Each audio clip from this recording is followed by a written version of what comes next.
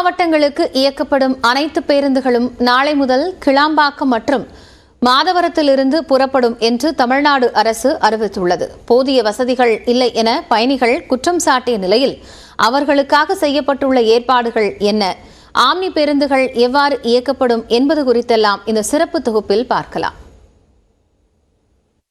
அவர்களே ஒத்துக்கொண்டதற்கு மாறாக இப்பொழுது நாங்கள் இயக்குவதற்கு தயாராக இல்லை என்கிறார்கள். அரசு அவர்களுடைய விருப்பத்திற்கு போல் செயல்பட முடியாது. மக்களுடைய விருப்பத்திற்கு ஏற்றார் போல்தான் அரசு செயல்படும்.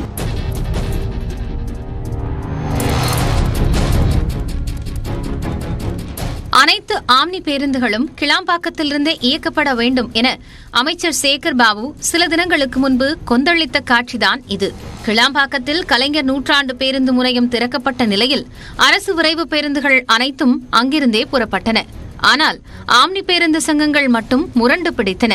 அரசின் எச்சரிக்கையை அடுத்து கடந்த 24ஆம் தேதி முதல் ஆம்னி பேருந்துகளும் கிளாம்பாக்கத்தில் இருந்து இயக்கப்படுகின்றன. இந்நிலையில் செங்கல்பட்டு, திண்டிவனம் வழியாக தென் மாவட்டங்களுக்கு இயக்கப்படும் TNSTC எனும் இதர கோட்ட போக்குவரத்து கழகங்களைச் சேர்ந்த 710 பேருந்துகள் கிளாம்பாக்கத்திலிருந்தே புறப்படும் என அமைச்சர் சிவசங்கர் அறிவித்துள்ளார். இதனால் கோயம்பேடு பேருந்து நிலையத்திலிருந்து திண்டிவனம் மற்றும் செங்கல்பட்டு வழியாக இனி பேருந்துகள் இயக்கப்பட மாட்டாது என்றும் அறிவித்துள்ளார். மேலும் மாதவரத்திலிருந்து செங்குன்றம் வழியாக தென் மாவட்டங்களுக்கு 160 பேருந்துகள் இயக்கப்படும் என்றும் தெரிவிக்கப்பட்டுள்ளது. வட சென்னையில் திருவொற்றியூர், பெரம்பூர், கொளத்தூர், எண்ணூர், செங்குன்றம் உள்ளிட்ட பகுதிகளில் வசிக்கும் மக்கள் கிளாம்பாக்கத்திற்கு சென்று அங்கிருந்து தென் மாவட்டங்களுக்கு பயணிப்பது மிகுந்த சிரமத்தை ஏற்படுத்திய நிலையில் மாதவரத்திலிருந்தே தென் மாவட்டங்களுக்கு பேருந்துகள் இயக்கப்படும் என்ற அறிவிப்பு வடசென்னை வாசிகளுக்கு மகிழ்ச்சியை ஏற்படுத்தி உள்ளது. கோயம்பேட்டிலிருந்து தென் மாவட்டங்களுக்கு இயக்கப்பட்ட சுமார் 80% பேருந்துகள் இனி கிளாம்பாக்கத்திலிருந்தே இயக்கப்படும் என்பதால் எஞ்சிய பேருந்துகள், அதாவது தர்மபுரி, வேலூர், திருப்பத்தூர், ஒசூர், ஆம்பூர் உள்ளிட்ட பகுதிகளுக்கு பூந்தமல்லி, கோயம்பேட்டில் இயக்கப்படும் என அறிவிக்கப்பட்டுள்ளது. மேலும் கிழக்கு கடற்கரை சாலை வழியாக புதுச்சேரி, கடலூர், சிதம்பரம் மற்றும் நாகப்பட்டினம் வரை செல்லும் பேருந்துகளும் கோயம்பேட்டிலிருந்தே இயக்கப்படும் என்றும் தெரிவிக்கப்பட்டுள்ளது.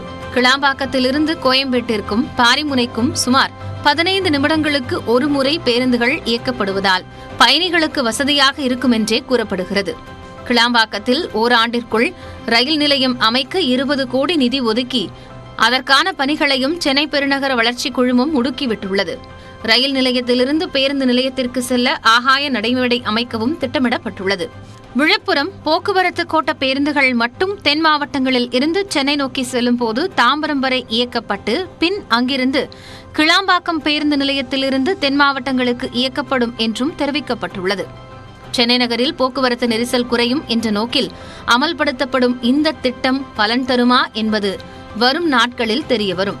நியூஸ் 18 தமிழ்நாடு செய்திகளுக்காக செய்தியாளர் வேல்முருகனுடன் வரலாறு சுரேஷ்.